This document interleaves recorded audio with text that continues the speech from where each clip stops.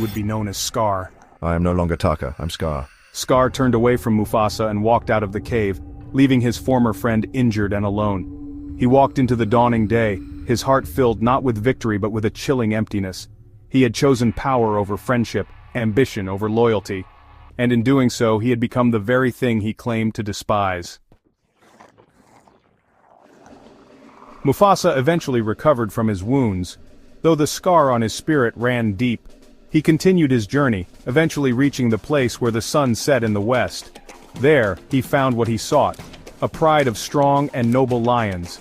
They welcomed him, recognizing his inherent goodness and leadership qualities. With their help, Mufasa returned to Malale and defeated the outsiders, banishing them from the Pride Lands forever.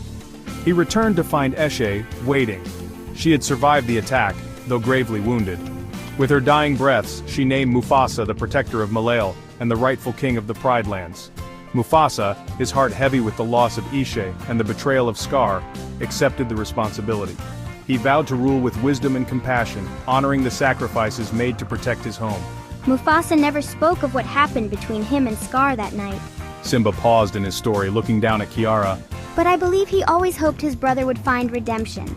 Kiara listened intently, her eyes wide with wonder and a touch of sadness.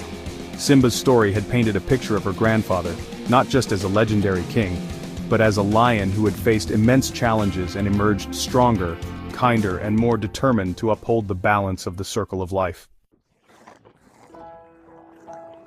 Kiara looked up at the stars, now seeing them not just as twinkling lights but as witnesses to generations of courage and sacrifice. She thought of Mufasa, her grandfather, and the journey that had shaped him.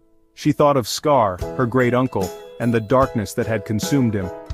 Grandfather Mufasa's story isn't over. It lives on in you, in me, and in all the lions who will come after us. Simba smiled, pride welling up in his chest. Kiara understood.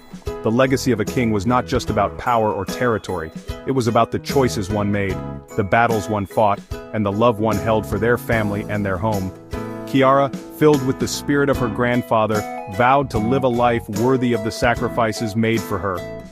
She would be brave like Mufasa, compassionate like Simba, and always fight to protect the balance of the circle of life.